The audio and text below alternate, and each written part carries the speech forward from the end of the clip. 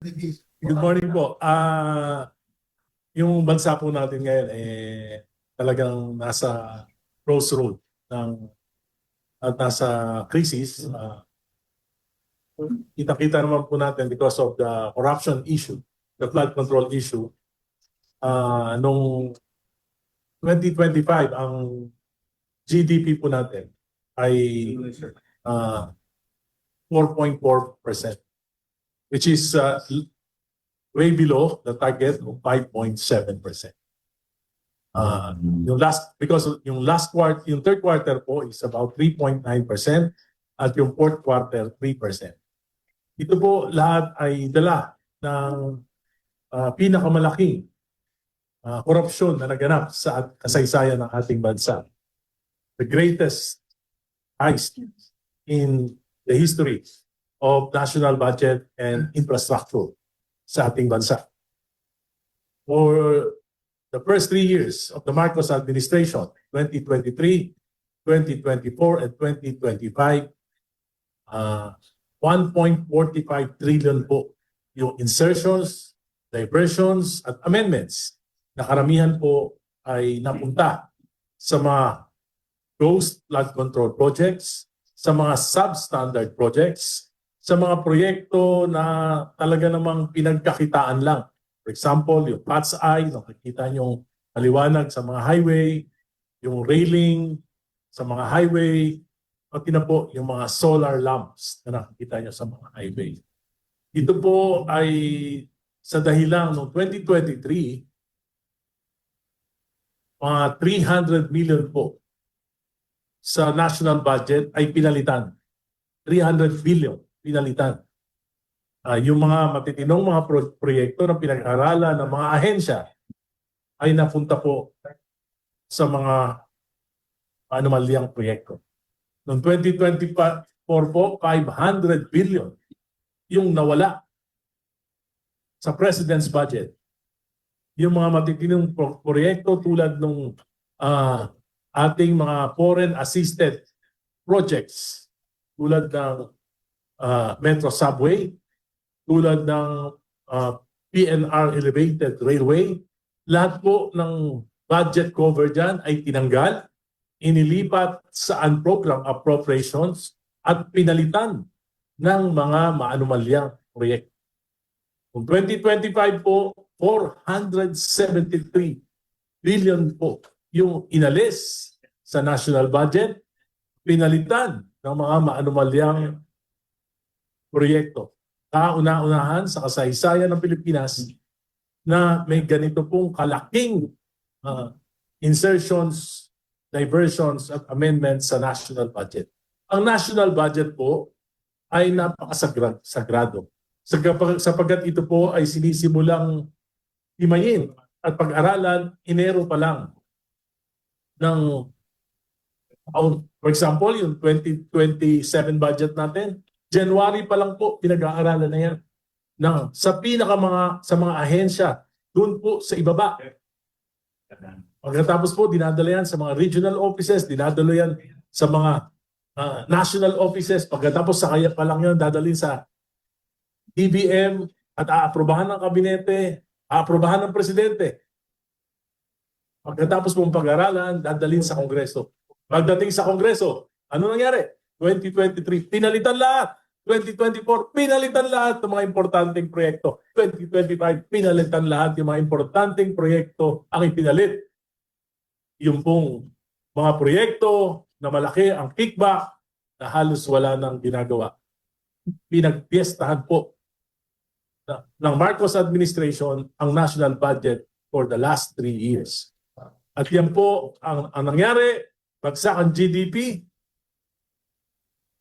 from 5.7% target, 4.4 po ngayong 2025. At dahil dyan sa mga investigasyon na nangyari, mga knee-jerk reactions ng gobyerno, ano po nangyari? Hanggang ngayon po, wala pong public spending sapagkat walang bidding sa infrastructure. Tinanggal lahat ng mga flood control projects. Kahit yung matitino, tinanggal. Hanggang ngayon po, hindi pa alam kung kailan magkakaroon ng public works bidding. Ano ibig sabihin niya? daan-daan libong mga construction workers, wala pong trabaho ngayon. Ano po ibig sabihin yan? Maraming malulugi ng mga negosyante, construction supplies, at iba pa. Ano po ang ibig sabihin yan? Ang hula ko po, may projections, by first quarter, hindi lalagpas. I'm sure, less than 3% ang GDP. Lalo pong maghihirap ang ating mga kababayan. Kaya po, mahalaga na hindi matuldukan ang investigasyon dito sa pinakamalaking korupsyon na nangyari sa ating bansa. Subalit nakikita ko po, yung ICI na binuo ng Pangulo through Executive Order number 48, hindi po napunduhan. Hindi nabigyan ng karapatang suporta ng palasyo. Kaya dalawa po sa mga pinagkakatiwalaang miyembro ng komisyon, si Commissioner Dave Singson at si Commissioner Rosana Fajardo ay nagditim. At ngayon po, halos hindi na natin alam kung ano ang ginagawa ng ICI. Pinagmadali kami sa Kongreso. Prioritize ng ating Pangulo yung pagbuo ng isang Independent People's Commission against infrastructure corruption. Ito po ay binadali namin, naipasa namin sa committee on government reorganization, December lang po. December pa po. Nag-overtime po kami. Pero ngayon po, hindi na namin alam. Pebrero na, nakabimbin pa rin. Hindi na gumagalaw sa Kongreso. Ang Blue Ribbon Committee ni Senator Lacson, hindi mo maalaman kung ano direksyon. Ginagalang ko po si Senator Lacson, pero nakita ko po ngayon, parang walang direksyon yung kanyang pag-iimbestiga. Siya mismo, pinangalanan niya si Executive Secretary Lucas Bersamin at ang pamangkin nito, si Yusek Adrian Bersamin na tumanggap ng 8 bilyon mula kay Engineer Bernardo. Pero hindi niya po inimbestigahan, hindi niya pinatawag at ngayon lamang nabasa ko na wala siyang balak ipatawag ang mga Bersamin. Bakit po? Bakit pagka mga kontraktor pinapakulong? Bakit pagka yung mga maliliit na engineers pinapakulong? Nakakasuhan ng mabilis. Pero bakit pag lumalapit na sa doorstep ng Malacanang? Bakit pagka mga kabinete na humihinto, umiiwas na sa investigasyon?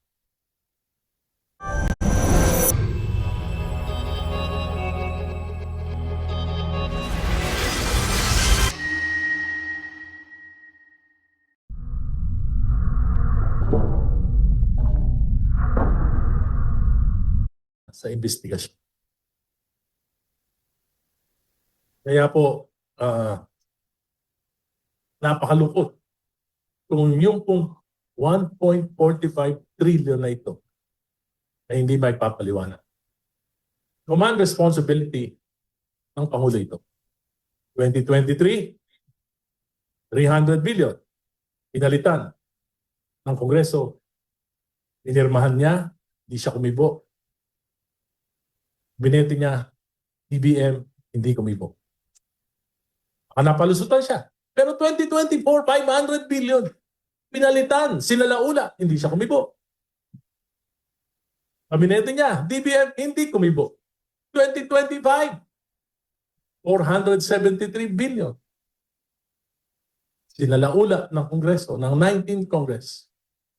Hindi siya kumibo. Pinirmahan niya pa rin.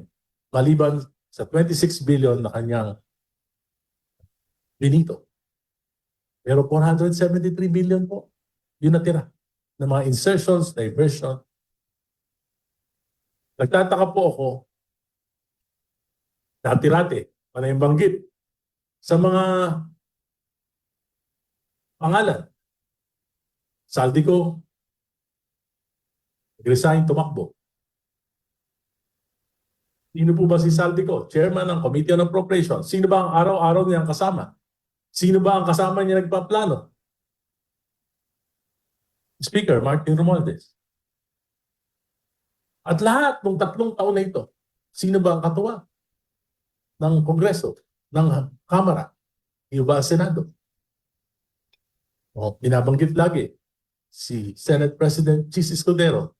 Pero ngayon po, tahimik na rin. So ano ibig sabihin nito? Gusto siguro makalimutan ng bayan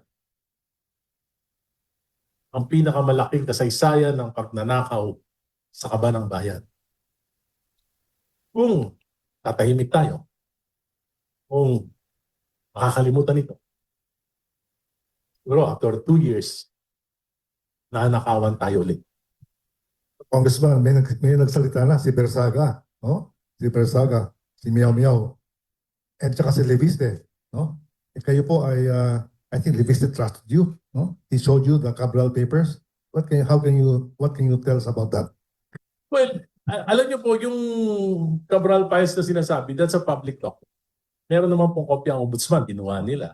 So, alam niyo po, yung simple lang yan. Napaka-simple. Kung gusto mong imbestigahan ng gobyerno, 2023, 2024, 2025 national budget, ikumpara lang nila yung National Expenditure Program na sinabmit ng DBM sa Kamara. Tapos ikumpara doon sa GAA, makikita niyo na po yung mga insertions, diversions, at mga amendments. Pagkatapos po, lahat ng mga proyekto, alamin niyo lang kung sino yung mga naging contractor. Alam niyo na. Sino yung mga naging contractor. Yung mga contractors.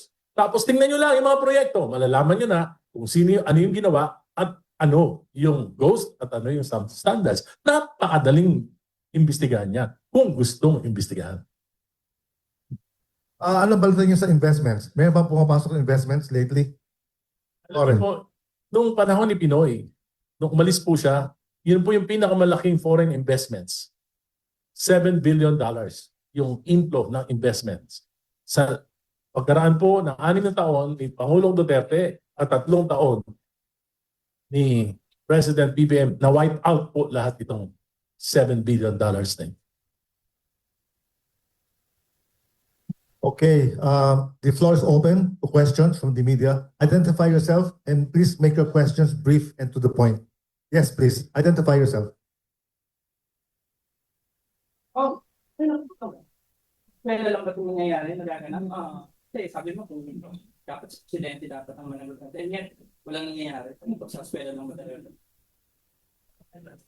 Para sa akin, ayaw nilang malaman ng katotohanan. Kasi kung gusto nilang malaman ng katotohanan, magiging masusi yung investigasyon. Pero may ano dito? Talaga. Sabi ko po, lagi ko sinasabi, gaya na sinabi ko kanina, 23, 24, 25 budget, sila Laula, hindi siya kumibo. So it's either complicity or a question of competency. Wilson, any questions? Headline ngayon sa mga channel, sa atin yung Senate Regulatory Committee, hindi daw kayo imbitahin for the investigation.